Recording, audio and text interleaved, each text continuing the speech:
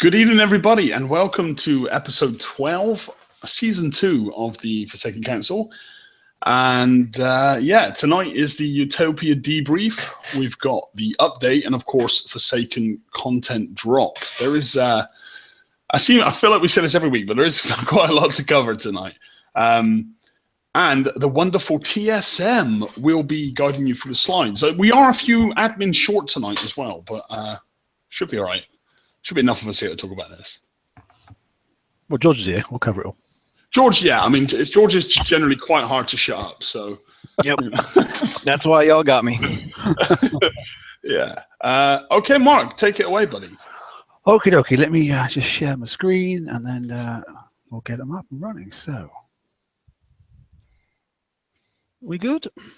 You are locked. You are locked. Good, excellent. So, evening, everybody, and welcome to the post-raid roundup, I suppose we could call it, couldn't we? So, TFC Season 2, Episode 12. It is the 23rd of March today, 2017.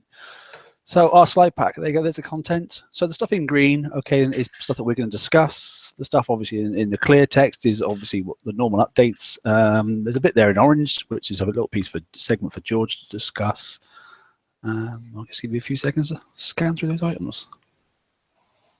It's about 15 slides, I think it is, tonight. We'll pause on some for a while, and we'll some of our routine. We'll just highlight the key points and move on. So, right, so, whoa, look at that, look. Let's just say the word overload. Okay, so there we go. So I think the best thing to do first, I know Liam wants to do this particularly, is talk about the Utopia raid and the format and what people did and how they got on with stuff. So go on, buddy, you lead. Well, yeah, I mean, I thought it would be worthwhile discussing this. Obviously, the last raid was actually a first I know we've seen sort of whole store raids before, but I think Kickstarter labeled it as like a mega store, didn't they? It was their first mega store raid. And I think overall, I don't know if it'd be fair to say that if you wanted to collect everything, it was the highest amount of points ever needed for a raid. Is that correct? I think that's probably correct. Now, of course, we don't all have to be greedy buggers and actually collect everything. But as game players and collectors, we do tend to want to do that. But I guess I wanted to ask you all individually, how do you personally feel about the current trend, the current raid cycle trend, the whole store? Is it good for the game? Is it good for the future of the game? Did you like it? And if you do like it, or if you don't like it, what would you like to see improved? Basically everything. So I'll start on my screen from left to right. And on my far left is the guy that rarely speaks, Mr. George. Oh, yay. There's like a dozen questions in there. Okay, let's see if we can go this Reader's Digest version. 3-month cycles, not a fan, because so far we've had to build both sets of hulls that they've given us for the raid series, so it kind of, no, not a good thing. I liked most of the last raid in terms of prize packs because there was a ton of stuff in there. You had a lot of options. I was not, however, happy with the 10 million on the armors, right? I mean, I don't think anybody was. But the other thing that really bothered me was the second tier hull costing, what was it, 120 million for everything? Mm-hmm. Even the skill hull, I mean, I have a huge, that should have been a total of like 45 million for that, particularly given that, you're guaranteed damage with that hull. I had a very, very big problem with that. But I did like most of the other stuff. I mean, if you wanted some stuff you have base for turrets and all that other stuff, it was good. Are we doing targets now, or are we just the overall thought? Everything. Everything. I mean, I like the targets. The 100. I think they could have toned down on that main splash in the thing. I'm torn on the 107 because it really was 2 targets in one. But you could do it, for really cheap or no coin if you wanted to grind. I was not happy with what I saw with the 75s, and I'm still supremely disappointed with the ironclad. I mean, the people that had to slug through that raid with the ironclad were boned. I mean, it sucked for them. Absolutely sucked for them. So I hope they don't make that mistake again with the icebreaker. But I think that's Reader's Digest version. Yay. Cool. Okay, cool. Then next, is the wonderful TSM, the man, the myth. Oh, it's me. Right. Okay. It's funny because I'm not presenting tonight. It's all the wrong way around for me. So your left to right, guys, just probably looks different to mine. It does completely. Yeah. I was expecting Robin next. So there we go. Right. So first points. Yeah, I don't like the three-month cycle. Second point, even for me, and I've got virtually every blueprint that was there available prior to the raid, I still didn't have enough time to do what I normally do, and that's help out my alliance. So much so, one of my alliances quit this month. He just cannot keep up anymore. He was affronted by the fact that we couldn't help him, and it's not a given right, but it's generally what we have been doing for the last couple of years, and I just could not do that this time. So to have to get 200 million points to get some poxy armor to put on a thing, because it was an individual plate per plate, it was 10 million points, was a freaking joke, and I couldn't do what I normally do.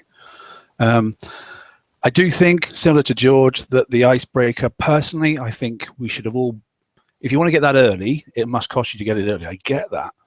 But then I think it should have been the Imperium, and then up to a ladder tree, left and right. Go and get the Fury, or go the other side and go and get the Icebreaker. And then the Icebreaker could have been, let's just say they were both the same price. Let's just say they were both 40 million.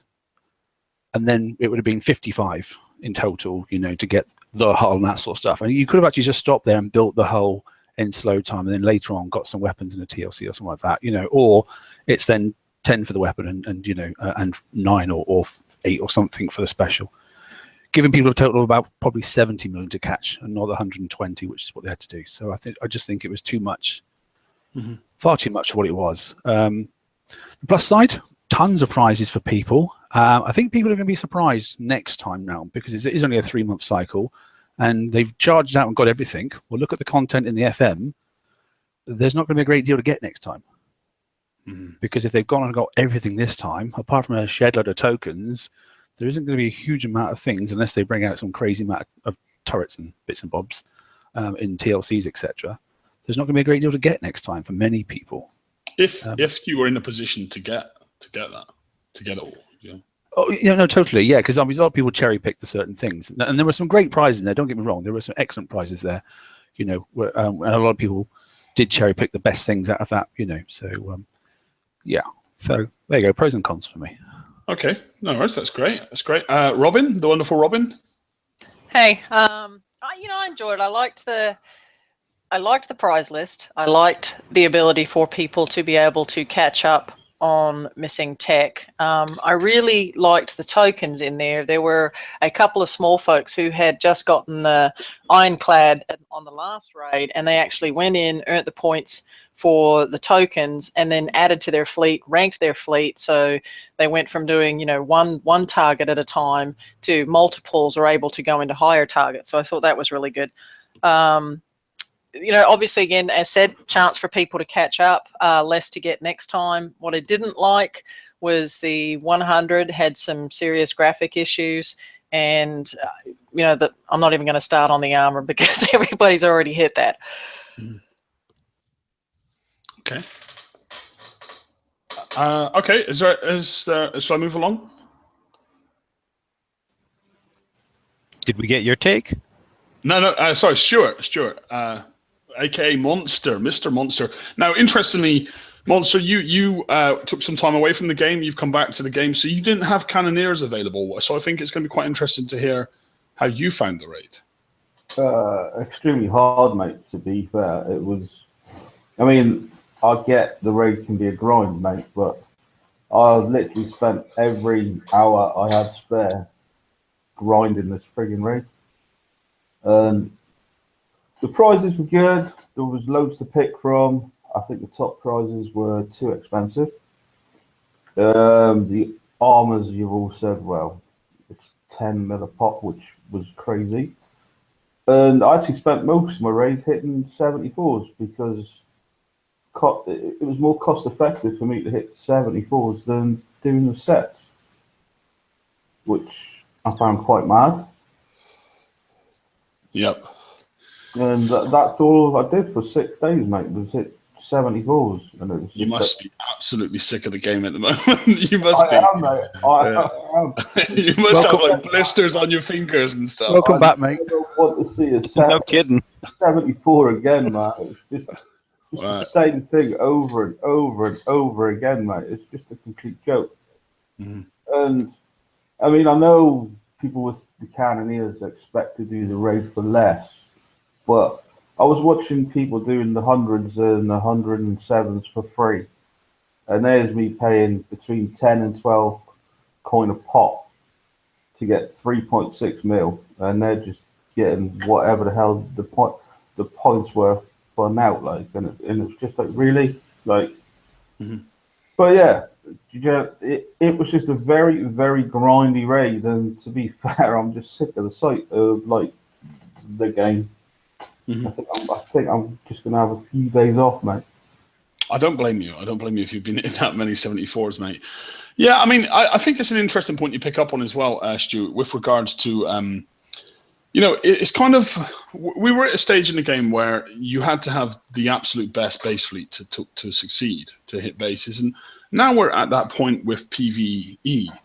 You know, you have to have that exact best build. You have to have the top hull, and it has to, where everyone's running the same build. Do you know what I mean? You have to have the same build, and I feel that we're lacking some diversity and, you know, the freedom to go in with different options. I mean, I don't know. I hate the idea that the December raid, they released a Cannoneer in the same way that we've seen that the Icebreaker released in this raid. You know, and considering it's not even really going to be the top skill hull for the next event, it was very overpriced. And I feel for people. What about the people that couldn't get the Icebreaker? What about the players that are going to be going into the next raid kind of blindsided by it? I know Kickside talked about a TLC coming, but if players couldn't get the Icebreaker, they're not going to get the TLC either. And I don't know. I don't like that current trend. I feel. I mean, for me myself, my raid was very difficult. It really was, because I had a lot of work on over the weekend, so I didn't get as much seat time as I'd like. And something that me and TSM actually noticed is I don't mind saying this on air. I had actually made a mistake in my Cannoneer build. I'd put 2 siege cannons per ship, and I think it was when I had them as a 4-ship before I got the Harlock Cannoneer. So they were 10% faster than the standard Cannoneer setup, but that actually made them very difficult to control. And I thought I was getting bad lag and stuff, but it wasn't until TSM pointed out to me that, you know, just that minor error in my build made 107s and 100s not free. And I had to stick to tier 5 because I couldn't adjust the mid-raid. So for me, it was a very difficult raid, and I didn't get like 400 million like everyone. In fact, I think, Stu, I think you got more than me. I think I only got like 250 million. I picked 4 of each armor. And yeah, I mean, it was I found it to be a very tough raid. I'm sick of the sight of tier 5. But yeah, I think the armors are massively, massively overpriced, and I really hope that we never see that again. Like Kickside, that is one of the biggest errors you've ever made in judgment for this game, is those armors. I would almost be angry at 5 millipop, but 10 millipop is just extreme. You know, I mean, you know, what's next? Are you going to start charging? Are you going to start saying that for weapons? You know, I mean, that's just a crazy, crazy thing. Because if a player is not in a position where they've took the Icebreaker, the rockets, the special, and enough armors to equip 4 of them, you know, so the players that were able to do that are going to march through the next raid, sweet as day, you know, cheap as chips. But the players that couldn't get that, they're going to struggle like fuck next raid. Excuse my French, and they're going to have to pay a fortune to succeed in the next raid and get the new tech. And the gap between the top 5% and the bottom 95% is only widening. It's only getting bigger. And that's a correction that needs to happen in balance of the game. At least I feel. I don't know if any of you guys feel I'm talking crap there, but at least that's how I feel at the moment. Well, I mean, I'm kind of looking forward to the FM, because this next raid set turns into the FM, and if people can't succeed, at least by the end of the raid set, I mean, what are they going to do for the game? The FM is the absolute cornerstone of the game. Mm-hmm. Mm-hmm. Well, I mean, I'm sure we're going to see the armors again, probably lower price. I mean, we'll probably get a slap in the face and there'll be 1 million at some point. I'm sure the Icebreaker will be up for 15 million, you know, or something. So I'm sure they'll make it available. But it's just that large gap between those that can and those that can't. I mean, obviously, those that could get the Cannoneer in December jump-started the rest of them, now, and those that did that had a jump start on the Icebreaker, and now, we're even further ahead. Do you know what I mean? And I know they're doing stuff to bring that gap in, but it's not enough.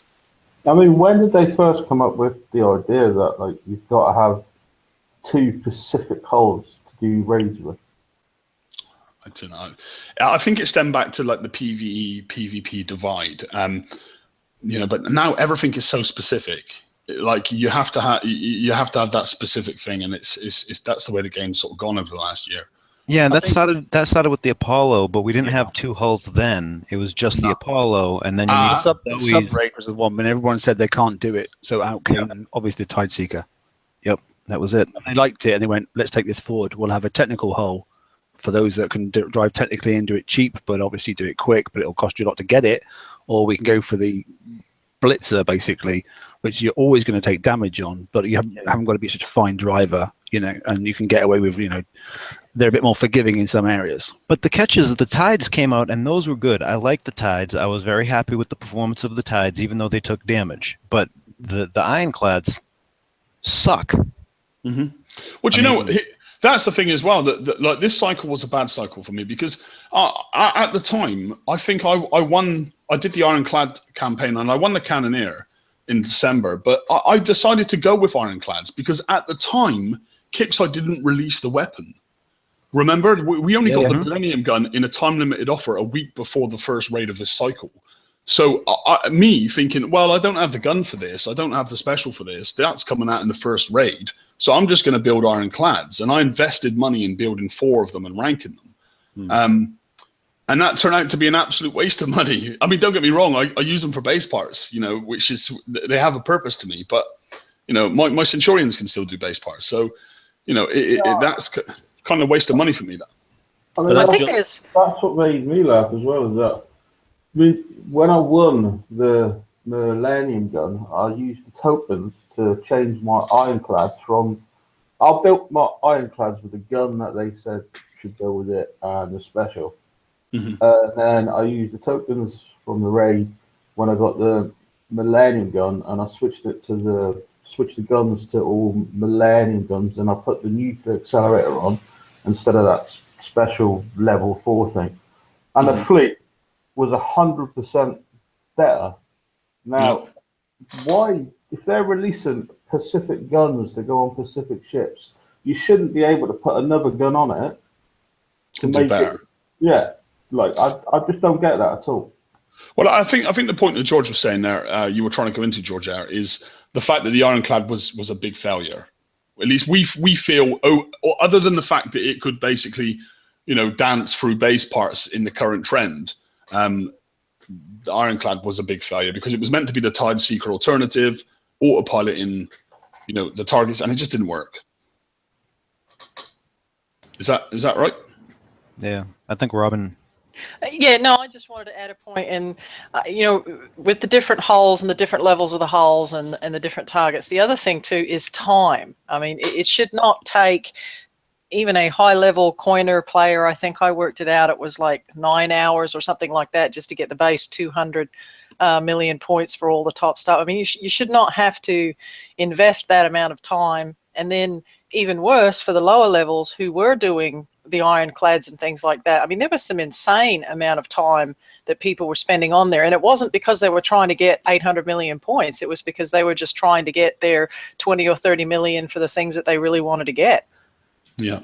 Mm-hmm. Yeah, elite targets was supposed to save us time. I mean, it was supposed to cost us a little bit in damage and then save us time, but that's not what they've ended up being anymore. Well, the only thing is on top of that is obviously if we're talking about targets, is obviously the spawn rate, as Robin was saying pre-show about the spawn rate, the 107, and then people went and messed up a couple of the 107s and they just sat on the map forever. Yep. Mm-hmm. And then basically there's only a few of them popped up in each sector, and then like the next sector left and right, obviously they were utilized or damaged by somebody trying to start off their raid and get used to it, and then you had to travel such a distance to go and find them. Yep, that was right before, and as much as everybody was cranky about maintenance, I was absolutely happy that it happened, because when they did the maintenance, they bounced everything and it wiped all the targets off the map, because I spent 40 minutes, I think it was, 2 sectors each side of my sector, just trying to find a non-ballsed up 107. It was just crazy. Well, I mean, in perspective, I'm a level 109 and I have just about everything coined pretty much. You know, I do still coin like fuck. You know, it's crazy as that is. And I had to take a day off work to get my raid done.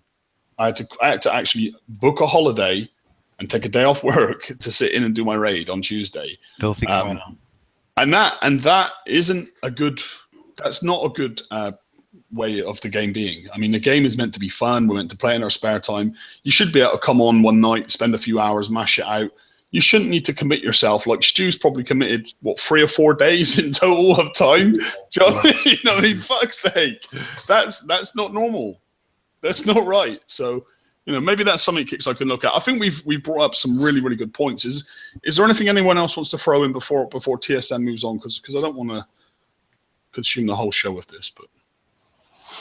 Well, that's a good points in chat. I'll just say that it's been quite interesting. I have to say, I think a lot of people mirror what we've been saying and that sort of stuff, and a lot of people really don't. I have to say, you know, it's great that they've not. Well, I'm hoping that, you know, this weapon is for this hull and let's not mess it around. So the iron breaker is sorry, the icebreaker is done. You know, rightly or wrongly, you've now got it or you haven't got it, and the weapon seems already, because I've been out doing some res hitting and that sort of stuff, it seems to be working quite well. So don't mess us around and surprise us with some other weapon, because I'll be proper pissed if that happens. Yeah, they don't have the right weapon. Oh my god. also, can I just say, as well, Kickside, please, if anyone's from Kickside watching, when the new cycle targets are made, please try and think of players that don't have icebreakers. Like, don't tailor them specifically to icebreakers to the point that if you don't have them, you're screwed.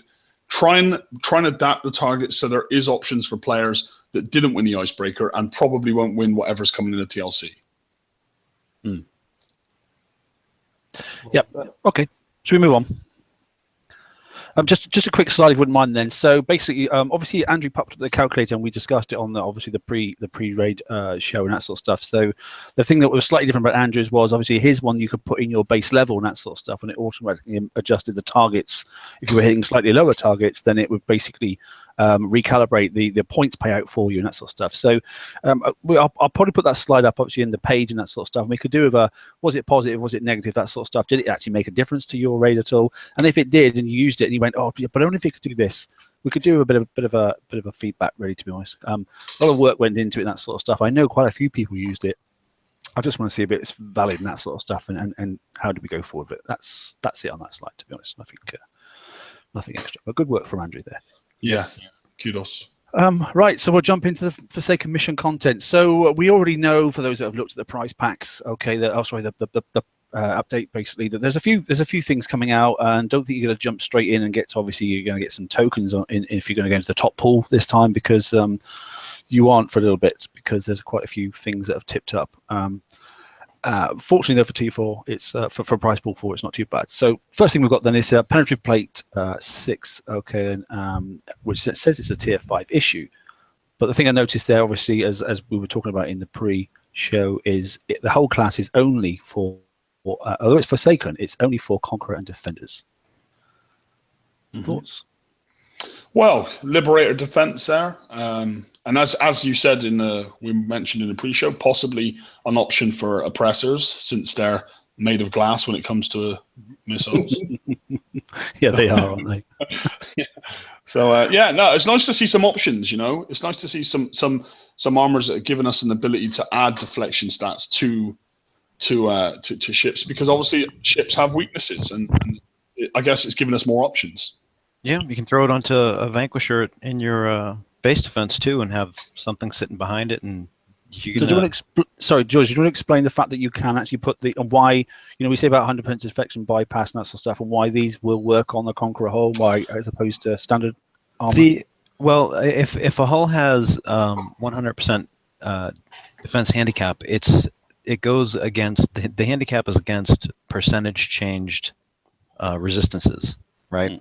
So if you have something like layered armor 3, which gives whatever percent against ballistics, it's negated on that type of hull. However, this is deflection. It's a it's a damage specific deflection, which you can put on hulls like Conquerors and Defenders that have the handicap, and it still will have that deflection.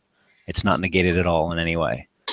Yeah, so don't put the yeah, so it's making sure you get the right one. I mean, I'd like to be able to say that the Conqueror blueprint, you shouldn't be able to put standard, make the mistake and put the routine armors on it, and you should only be able to put, it shouldn't just let you do it. A bit like you can't put the generous stuff. Oh yeah, block it off. And they should block it off so people can't make that mistake. Okay? Yeah, I that's agree. a good idea. Like the MDXDC stuff. Yeah, because it's wrong, because people are spending a lot, and it costs a lot to put those things on, and then people are going, oh, why is it not working? Well, because it's not meant for it. So that's the bit, George, I wanted to say that this type of armor does, because it's not actual armor as such. It's like a soak pool, isn't it? Sort of stuff. It works slightly differently.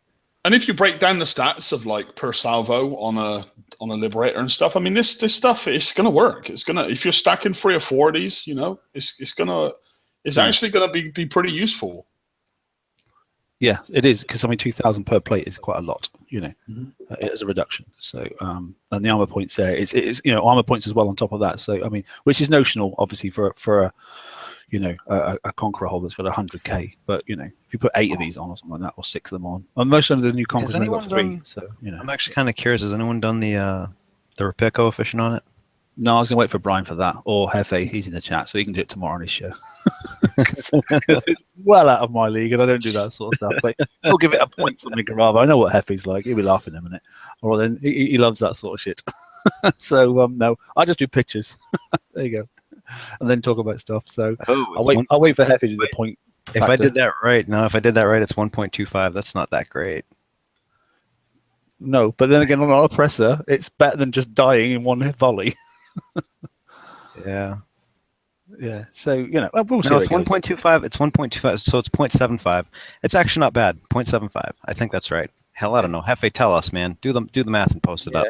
Yeah, he can do some math. It's one thing I just don't do. Anyway, so there we go. That's the first one, obviously, in the top prize pool. So that's a prize pool 5 item. Next one we've got then, obviously, is this one here, the explosive overlay. So someone pick this one up because I haven't read it myself yet.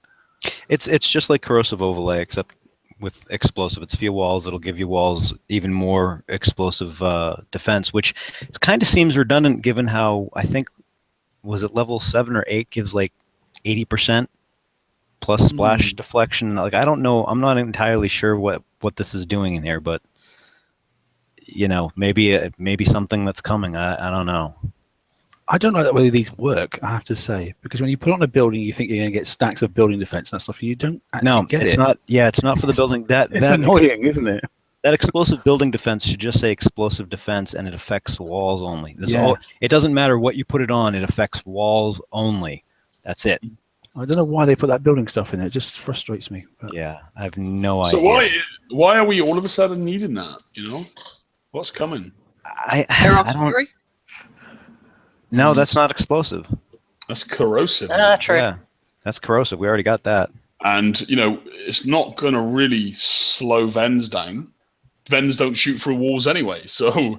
Yeah, they don't care about walls. I mean, unless you stop putting 2-3 walls in between each turret, like we used to do, like in 2011, I mean... When DNXs first came out, yeah. No, I mean, when we were using floating fortresses with the S-mortar.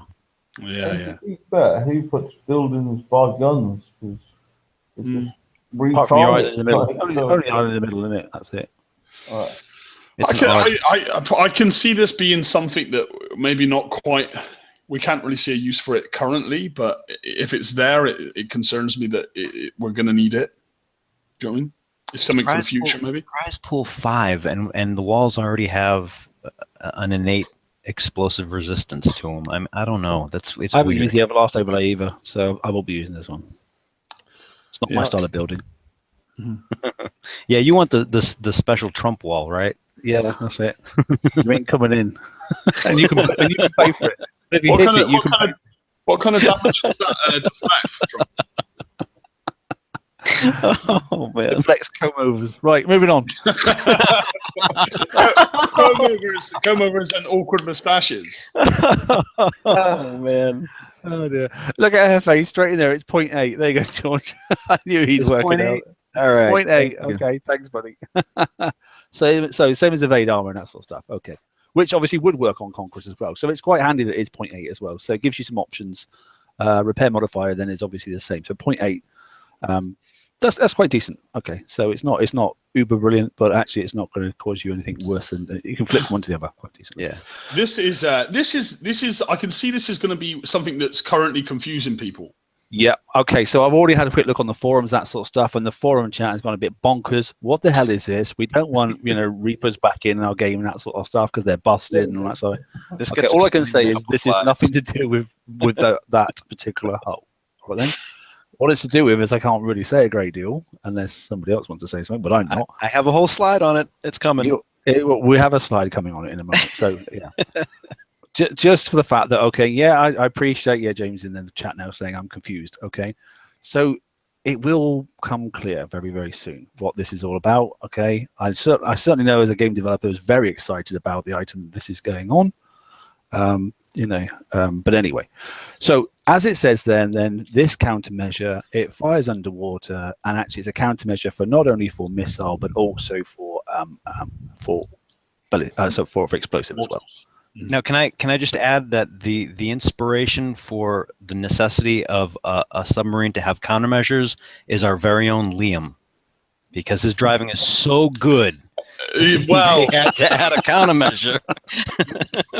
That is exactly the reason this was invented. It should have been called the Liam Goo Cannon. Yeah. But I'm sure there's something already named that. Shit. I can't believe you just... Oh, shit, I didn't even realize I said that. Oh, my God. Where's Lucy when you need her? Right. Where's the rewind button? That's your T-shirt. Yeah. That's going to be on your T-shirt now. That's the new catchphrase, the Liam Goo Cannon. Right. Moving on. What show are we on? yeah, this isn't an after show. I don't want no mental pictures of that one. Moving on. Right. Okay. Yeah. This was an important slide, and now you completely fucked it. Do you know that? I'm so sorry. I don't know. He's gone red as hell. Look at him. Look. Okay. Oh, bless him. Okay. All right. Okay. So look, the important point about this is the comment there to the right-hand side of the slide. So this countermeasure will fire while submerged. Okay. Okay. And like I said, it'll hit mortars and missiles. The deep sea countermeasure can only be equipped to a weapon slot that exactly states countermeasure and underwater. There's more about that in a bit. Okay. Right. Okay. Next thing then. So another price pool 5. Okay. And this one is the subaquatic. Oh, in fact, Liam, you should say that one. Go on. Oh, are you ready? Because I'll probably get this right. The subaquatic propellant. A quack? Did you just say quack? The subaquatic propellant.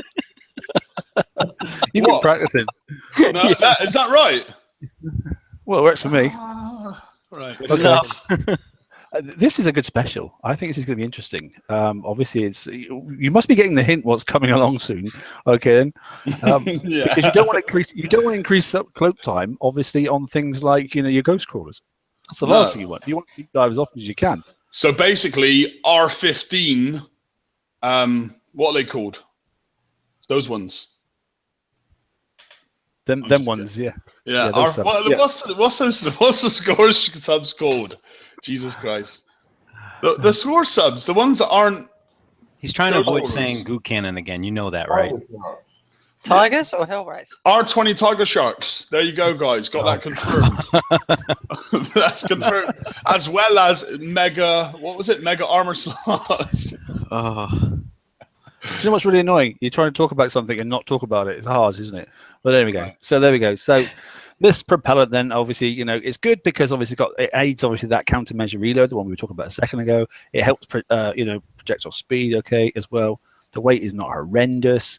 It's Scourge tech. Just notice that. We know what Scourge tech means. What type of holes the Scourge raid was, if you can think back that far. Mm-hmm. If you still got that nightmare in your head. Okay. And it boosts your cloak time. So there we go. So I have something to add on this. Go on. Actually, I just want to make sure everyone understands that countermeasure reload does not work for anything in the game but for tridents right now. I've got a thing on that. Oh, do you? Okay, I'm sorry. Never mind. Okay. I think so. So there's a statement about that in a moment. So cool. Or it should be, unless I've really goofed it. My bad. So moving on. So that's surprise pool 5 again. Okay. And so there we go. So Hammer, just flick back through. So there we go. So we've got 1, 2, 3, 4. Unlucky tokens for 2 weeks. Okay. Oh God. Well, Monster, how many weeks is it for you now, mate? Oh, mate. Basically, with what they've added, I'm not going to get no tokens this month, and they'll add more at the beginning of next month. So it could be a while, mate. June. Who's she? You'll be all right. Because next they might, they will drop more, but they might not drop 4 in tier 5. They might not drop 4 in tier 5 next month. Do you know what I mean? Sometimes we normally get like 2. So Or we'll see more stuff in the next superstore. Yeah, but that's 3 months away. So that's true. Yeah. But a reload on Countermeasure is a nice thing to have, so it's good news anyway. So there we go. So there's 4 of those. So here we go. Price pack 4 then. So for the pool 4 is obviously plate 5. The plate 5 then, okay, it's virtually half, not quite. In fact, it's not. It's only 500 less actually. So this could be a happy medium for you. The repair efficiency is quite decent again. 35 minutes on that one there, and in all honesty, that's quite reasonable. I didn't check the weight of the other one, I must admit, but yeah, it's only 500 less on deflection points, so quite decent there. Good to know then. So that's price pool 4, and there's only 1 of them. So you're definitely going to get a 2-day build token this month for those that are up to speed on obviously price pool 4. And there we go. So there's a pen plate 4. So that makes up the whole set now from 1 right through to 4 and that sort of stuff, because obviously we've got the previous ones. This one yet even so the one up to 3 can go on any hull, and as soon as you hit 4 of this, obviously this penetrative plate stuff, then it only fits on Conquerors and Defenders. So just bear that in mind in future. This one, I'm not overly impressed with this one here, because the repair duration is almost the same as that one. It's only like 4 minutes less. Yeah, and it's 500 deflection less. You know, it's 100 tons lighter, but I don't think I'd ever use it. What's the difference between 5 and 6 on repair time? Let me have a look. So 5, that one there's 35. I have to go forward a couple because it was the first one, wasn't it? 40. See, that's only 5 minutes for 500 as well. Yeah. Yeah, it's based on the ammo points, though. I mean, that the deflection is another. Weight's the issue, isn't it? So far. Yeah. Anyway, so you've got to work out your ratios for weight and all that sort of stuff. So yeah. Anyway, we'll have a look down through. So there we go. Oh, great. So there we go. So that's the last thing. So there's only one obviously in price pool 3 as well. So there we go. The thing is, the prize packs are getting. I mean, and Robin was picking up on this. Prize pool 5 is getting bloody huge. Yeah. Move some stuff down. Yeah, move down. Yeah, move some stuff down for goodness sake. Guys, I was just going to ask, have they done what they did the last 2 drops? Have they put some holes in tier 1, 2, and 3, like, and tokens and stuff? Not notified yet. I haven't actually. A couple of people started their raid. I have. Their FM, but I haven't yet. So.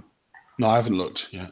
I was just curious because didn't we have the Punisher first, and then we had the Citadel, was it? Or well, that jumps us nicely to the next slide because this one then is George's moment. So you can talk. You've made a start, haven't you, George? So I have a start. Okay, so they snuck something into the Forsaken mission, like splash screen, and I don't know how many people caught it, but it tells us the new prizes and everything, and then it mentions that, and for the upcoming Gluttony hull, you can use the deep sea countermeasure and subaquatic propellant to improve your CM abilities, which is really interesting because Gluttony sounds like pride, right? So I'm we were talking a little bit, earlier before the show, and we're looking at this stuff, and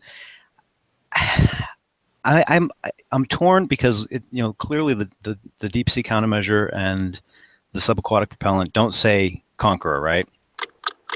But given what who's doing that? Was that Liam's getting bored, right?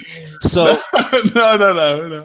I'm saying the Gluttony. I'm thinking the Gluttony is going to actually be a Conqueror hull, given the name and some of the stuff that released in the FM. Because if it's, I don't think it's going to be the next skill hull for the raid, because generally we see all that stuff come out in a TLC, right? So I'm saying everyone get ready for the Gluttony, because these things come out with weird special abilities and stuff, right? The Pride was new, brand new, all sorts of weird. I would expect the same for Gluttony, and given those specials, it's going to be a sub, and I'm trying to figure out how you fit a Conqueror sub into these targets. So yeah, And I get ready, think everybody. The name, it ties in with the seven sins, doesn't it? And you know, Well, it the must do name- pride and gluttony. We've got Yeah. that's obvious now, Just isn't said, yeah. But the name obviously is a very, very key element to perhaps what to expect. As it says there, it's habitually greedy, so it either sucks up, draws up, all that sort of stuff, you know. Mhm. So It's going to be consumes, interesting. yeah. It's going to be very interesting. I mean, subs in bases is something we haven't seen in a while. And it's not going to be like the Ghost Crawler, I don't think, because that second special actually added, it adds what do you call it, cloak time.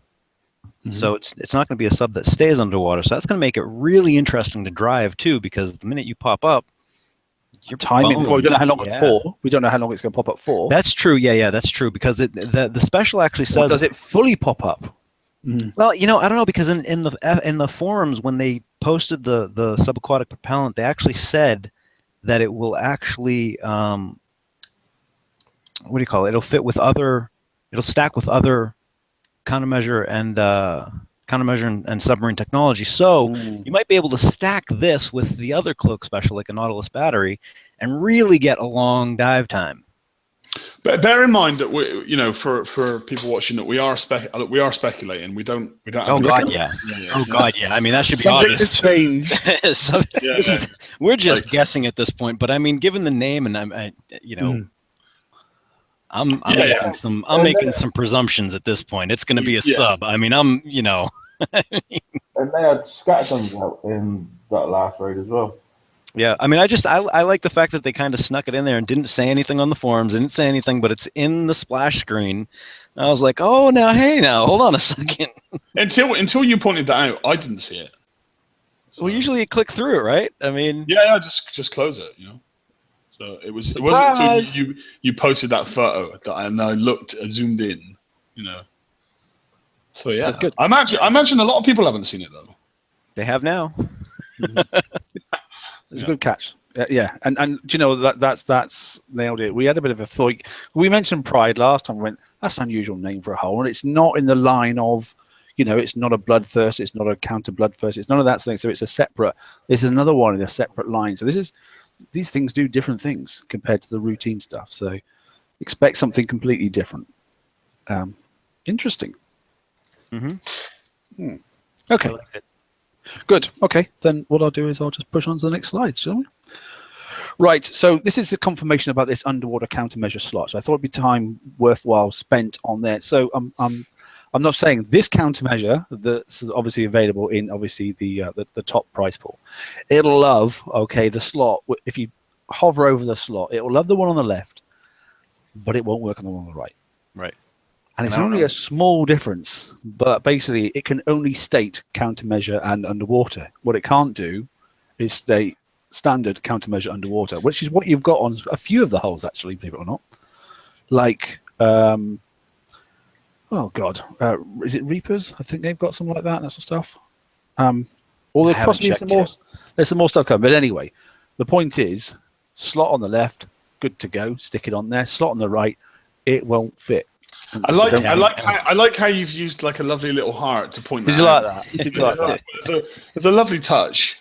Most people would love it. Most people would have put like a little tick and a cross, but no, Mark. I had a put some tick and I heart took in it off. So, I mean, this goes back to that last slide too. I mean, this is what we're probably going to see in the next hull, and I'm really curious as to how they make this. Really curious to see how they make this work. Mm-hmm. But yes, it's an interesting time. It's a very interesting time. I really enjoy when we see new elements roll out, or every now and again, Kickside will look at a weapon or a style of hull we haven't used in a long time, and they'll do something to bring it back. And I always find it's quite exciting when that happens, because it's great to use something you haven't used in a while. It's quite refreshing. Do you know what I mean? Yeah. Free advice to Kickside. Hold on, I got free advice to Kickside. Don't bother with UAVs anymore, despite what Liam keeps on saying. No. Stop with the UAVs, because the Cesium Scarab is still fucking broken. Can I just say one more thing, okay? Well, then, I'm just going to say, new slots are great, okay? The new weapons may not be. Switchblade. Okay, so just bear it in mind. Okay, and every time a new weapon slot comes along, doesn't necessarily always work the same way as you think it's going to. Look, you're just don't listen to Mark. I'm not talking about people that decide to go that way. I'm just talking about that sometimes things don't quite work as they intended. So yeah. Anyway, see, there you go. Chat agrees with me. So there we go. A bad workman always blames his cause. Okay. I've been the manufacturer, but there we go. Right. Okay. So there we go.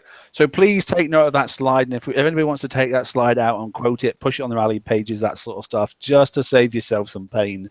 Okay. And that's probably one slide you might want to take away as a single picture and just slap it up places so people get the idea. Because it's bound to come up. I just can't wait for the forum in a couple of weeks' time and people go, it doesn't work, and they just know what's going to happen. Yeah. And then Robin will be able to report. Yeah, exactly that. Right, okay, so moving on then. The TLC's back again.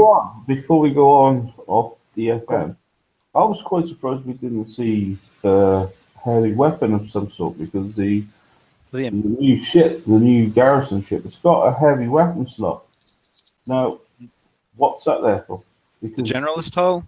Yeah, because I don't know. The heavy weapons we've got, you wouldn't put on it. But is it a heavy weapon slot? It could be a heavy armor slot. No, it's a heavy weapon slot. I mean, it's on the Empyrean. It's just And I did think we might see some of this FM like, but us haven't. So it was just a thought. Like. A heavy. I agree because the previous heavy weapons we've got, we had the missile and we had the launcher, and you're kind of not going to put that on a hull that sits back and remote targets with mortars, are you? So unless we get like a heavy countermeasure, which would be quite cool. Someone kick him. No, like a heavy anti-mortar thing that just shoots everything down. Just stop, Liam. Just the last time you got him to do something, we got a UAV that still broke, dude. Just stop. Yeah, but they didn't actually listen to my idea. They did their own spin on it, and that's why it didn't work. Begged for a UAV to come back. Look, I love the UAVs. Bring us a UAV. Give us a UAV. I said flame dancer UAV. A UAV that dances in fire pools and will only do that. Yeah, let me channel Mark. Bollocks. Well, what can I say? They put their own spin on it and it didn't work. If they had took my advice, it would have worked. That's what I'm saying. Okay, game designer goo. Okay then. GDG. New development. GDG. There you go. God. New development there. That stands for garbage, but don't worry about it. Right. Shut up. Moving on. It's a rerun. It's the fourth run or something like that. I think it's the fourth time we've had this thing, haven't we? Okay. Monster, what did you find? You did this last time, didn't you? How did you get on, buddy? You went from one end to the other end, didn't you? Yeah, I just smashed it out, mate. Is that it? Yeah, it was just one of them. I was like, I've got this silly ship and I've done now, so I just thought, you know what, I'll just blast. So I just blasted it out, mate, and I'm slowly building the ship up, like. Cool. But okay. As far as I can see, nothing's changed. So, I don't think it has, to be honest. So do you know the thing is, there's nothing over apart from just ranking your ships this weekend. It's nice that actually, if you've got this done, there's nothing to do. Hooray! Yeah. Well, I was kind of expecting to be hit with like VXP update, FM. No, definitely not. But I mean, I've never done the Clash of Titans campaign, and I probably never will. So that's okay. Yeah. I mean, for us in the UK, I'm quite chuffed because it's Mothering Sunday this Sunday. So it's it's a good thing to have just a bit of a chill out and do a bit of ranking, and then that's it. Move on. Oh, Ren's in. Hey, mate. Ren. Hey guys. How you doing, buddy? You're late. Good. Just I was in the town hall meeting with Kicksai. Sorry. All right. Okay, mate. Ren, sorry, mate. We'd already started. I didn't manage to get those slides you talked about in, unfortunately. But we can still cover it a bit, mate, if you want. Or I can drop these down and bring up something else if you want. No. Go ahead. I don't want to disrupt the show. That's okay. So yeah, we're at the end. We've only got 2 to go, so we're getting there. So yeah, Clash of Titans. Don't need to expand on that. We've seen it several times before. Finish off if you need to finish off, or start like Monster did last month if you're in a position to start. There's plenty of obviously videos out there to show you how to do it and that sort of stuff. So have a little look around YouTube first, or on the pages. Just put in Clash of Titans in the search bar, and then you'll find plenty of stuff. So the March VXP weekend. This is slightly different, I have to say, and I think they've contradicted themselves a little bit as well, because George and I both picked this up. So yeah, great. It starts on Friday, no problem at all. Yeah, the normal thing is there's extra boosting targets which are going to last the first sort of like 36 hours and that sort of stuff. But it's the level 101 garrison style target. It's not a freaking garrison target. No, it's an assault target. Because the sodding ships move. So you're going to go forward and cause some damage to some buildings, and then from off screen, some shits are going to come in, and then you've got to try and kill those as well. Well, I would say I hope these targets haven't got ships that move, because rockets are renowned for missing ships. Yeah, they are. You're right. So, but so as it says then, so they will consist mostly of buildings and turrets. Okay, destroying the first line of the building in the turret will trigger enemy ships from off screen to attack, i.e., attack you. I'm not thrilled about. So that's not garrison to me. Well, it says garrison style. It says garrison style, but the last time we had the new target in the VXP weekend, it was the raid target, right? And if this is going to be the next raid target, I don't want those damn ships moving, because that's not a garrison target. This is like an assault gone wrong, isn't it? Yep. Well, it could be for ranking. Honestly, what's the difference? What's the difference if they move towards you fast and then they stop? Like they were doing last time. Well, if they come in and just stop, then remember, like the end game TLC to earn the oppressor. To win the oppressor was like that. I mean, you killed the buildings, and then all those ships came from different directions fast and stopped. Yeah, but they didn't stop. So your mortars could hit them. They kept on going. They kept on moving. No, they would stop as soon as they were in range. Well, yeah, but that's still, I mean, that's the mechanic of a moving ship. Once they're in range, they stop. I mean, if you have an auto, that's what's going to happen. That's still a moving ship up until it gets in range. You run, they're going to chase you. Well, I think that's assault. That's not garrison. Okay, they chase you if you run. That's right. I think it gives options to rank other fleets, though, other ships. Like people of collected holes in this whole store that necessarily aren't, garrison. And sorry, Robin, you were also saying you brought up a point about some holes as well. If you'd like to go. Oh, no, that's okay. You just did it for there was a lot of people that got Vanquishes and Valiants this raid, so it was next to impossible to rank those last time around. So I'm glad, although it may change the target a little bit, I'm glad to see that there's an opportunity to be able to rank those. Yeah. And these are not the targets for next raid. I mean, these are just VXP targets. Right. So let's just maybe like design something up that we can just go in with multiple different fleets. Mm-hmm. Okay. Right, we'll do the last slide, because I want to actually get the 3 slides that Ren gave me as well, and get those up in a minute anyway. So, so this is the bug fixes and tuning. As you can see, they added back the missing left arrow in the UI for switching pages on the leaderboard. Yay! Yeah, how exciting. Okay. Fix an issue where the prideful effect on the ship using a pride hole would incorrectly remain active for the remainder of combat if the ship was stunned at any one point in combat. Except so yeah, people could unstack and then stack their prides back together, get stunned, and then the prideful, even though they were grouped together, they would continue them with their prideful and that sort of stuff. Right. However, unfortunately now, if you get stunned, if your pride gets stunned, you don't get the prideful back at all, no matter what you do, unless you retreat. I haven't tested that yet, but I am going to go and test that. So some unlucky devil's going to get a test run in a minute, because I'm the first thing I'm going to go and try. Because I've even done my alley points this week. Surprise! So yeah, well, I might get the surprise, mightn't I? I might get wiped out. I might go and dump some medals on somebody. That's a good bit of testing. Right. Fix an issue where an empty health bar for defeating enemies will remain on the screen when joining in progress combat. Oh, okay. Did it? Didn't notice that. Okay. So remember this is about the bonus stats as well for assault DPS and ship DPS. Obviously, they're going to change as well, and they've done that now, the siege DPS and that sort of stuff. So it's gone from obviously structure and that sort of stuff. So they changed the namings, haven't they, on these classes and that sort of stuff. So the bottom 2 ones there, the assault class DPS is renamed ship, and then obviously the siege DPS is named structure. Most of that, why didn't they just do this at like the start? Yeah, it would have been better, wouldn't it? But obviously the game's developed and moved on and that sort of stuff. So now it is really nice and clear. I think I like it. That's for ships. That's for structures. Get on with it. You know, they could have had structures built. Yeah. It makes it very basic to understand. Take a little bit. Rather than used assault to and it. siege. You know. So I this is the last slide, right? Yeah, that's it. Okay, because I hear somebody might have some news for us that he would like to share.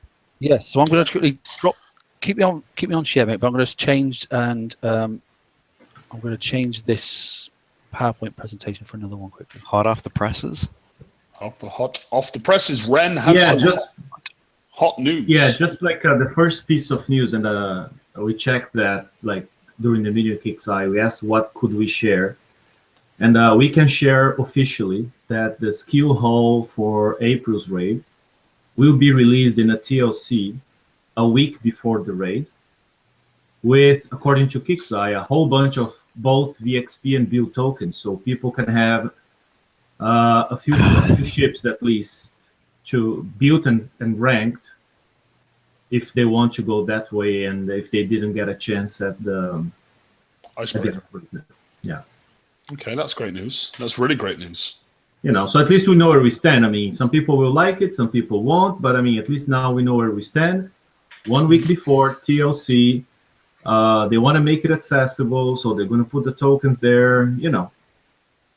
But they said, the thing they said is because they're going to stick to the, and I say more or less because, of course, they are testing and analyzing things, and it's not a done deal, everything like down to the letter, but they want to stick to the same progression we saw this past cycle, where, you know, the first month there was no elite targets and the 70s were easier. Then the second month you have one elite target and the tier 5 got a little bit harder, and then month 3 you get a second elite target. So they want to kind of stick to that progression, which means it's okay if you don't have a full fleet of 5 of the new skill haul. You should do okay with citadels up to a point. You should do okay with the icebreaker for sure. That kind of thing. Okay. The other piece of news. Sorry, go ahead.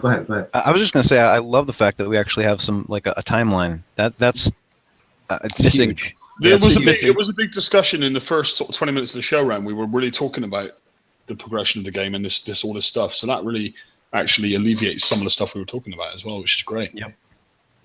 Yeah. And then I was going to say something else, and George interrupted, and I forgot. So screw George. Okay. What about the slides, mate? You have to say forward when you want to talk about. It's the other bit of information he had. He said he had 2 bits of hot news. Yeah. Oh, yeah. The second. So the armor. We were debating that limited. Yeah, we were debating that limited armor a lot, right? The M and the X charge. Mm-hmm. Yeah.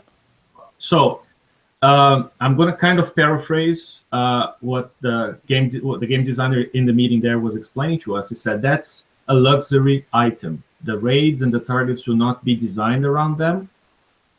They are for people. They're like right now sort of an experiment.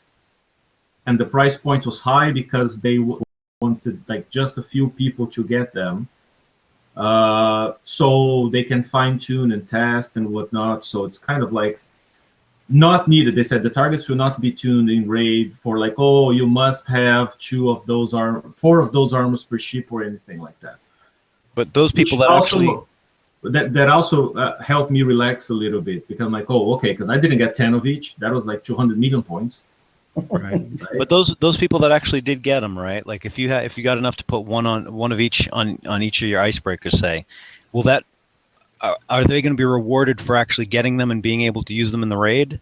Did they say that? They should be rewarded because they're going to have resistance without incurring any extra repair time. Okay, so there is going to be some tuning so that it'll accommodate those. No, yeah, like what I'm trying to say, and maybe I'm failing. It's like they're not needed for you to complete the target well. But you will be better off with them. You will have less repair time with them. Okay, that's perfect. The idea. But they're not like, you know. You won't be locked out of. Yeah, you won't be locked out of a target. It's a brand new approach. It's experimental. So what they said is like, once it's tuned and working well and like bug free and everything, in the future, they'll make it more widely available. Okay. So I think in a way, you got to have a mindset that if you build them in your ships, you're kind of being a guinea pig. Although as Battle Pirate players, I think we're used to that. We're always in Right. beta. We're on about. So do you want to But that discuss these also, slides? that also I like that anyways, like, because it clarified my concern about that armor. Yeah, me too. I think that's great. You want to go for these slides, Ren? Okay, so yeah, I had a quick thread on the page the other day, and then I was saying, like, we have so many holes, and we were debating, and I think I said 11. So I went back to every release notes and every TLC and every raid briefing since December 15th, and that gives us a nice period of 90 days from December's raid to March's raid, so that's exactly 90 days. And just got to 14 holes in 90 days, so that's over a hole per week. And that's a concern we brought up, like, in the meeting today as well, because the whole community, I think it's getting, what's the right word? Pissed off, annoyed, Tired. bothered, Burnt out. burnt out. Like you pick your adjective, but it's not going down well, right? And so I just listed like how many we had in December. Some of them are limited flagships, like then we had a whole bunch in January again, more flagships, and then you can go to the next slide, Mark. I don't want to read one by one, just like that's you see. February was kind of okay, but then March we had a whole bunch again this raid, and so like, guys, what the hell, right? So for the PvP side, they said they have a plan, and the game designing team is writing one of those state of the games to communicate the plan. I understood their plan, but I cannot share it here because the state of the game will be going out soon. Good. So that was the main point we were all trying to drive. Like, okay, guys, then communicate, right? Don't dump 15 holes on our head and without a word. Just like if you have a plan, and their plan is all around PvP, making PvP a lot more interesting, which is good. So I'd say their intentions are very good. Just tell us what the end game is. Why are we being bombarded with so many holes? And they will be telling that story, and I'll let them tell the story. But good intention, I appreciate the good intentions, but it's all about the delivery. They need to get it right. I was just going to say it's a bit like being excommunicated. That's exactly how we feel like. We're plucking at straws. We have no idea what the fuck we're doing. Confusion is a good word. So we're just getting everything. And that's exactly what happened on this last raid. Communication. Let's get everything. Because just in case, because I don't want to fall behind. So let's get it all. I mean, there were a lot of people freaking out about that armor, and that little tidbit of information probably would have alleviated a lot of stress for a lot of people in this last raid if it had come out, I don't know, before the raid started. You know that thing that you said there, TSM, like, just get everything because you don't know what's happening. I've been doing that since the Malice come out. It feels like it's been 6 months of that at the moment. You were stressed that weekend, mate. Be honest. You were stressed. Yeah, I was really, really You took a stressed. day off work. I know. I took a day off fucking work to play BP and get and just to get the tech for the upcoming stuff. Shouldn't be like that. No. And now you don't need it. Now I don't need it, and Want my day back? I want my day back. Yeah. Okay, that's good. Right, so I'm going to stop sharing now anyway. So Okay. that bit's done. Cool, man. That's us. Yeah. Okay, guys. I mean, that's been a really interesting show. We hit a lot of topics in the early show, which Ren basically come in at the end and cancelled. Cheers for Ren. But no, it's been an interesting show, and it was very good to hit on those points as well. We've done our best to cover some of the upcoming content and even the information that Ren's provided there at the end, which is fantastic. So thanks, Kix, for allowing us to talk about that. I guess it's going to be an interesting week.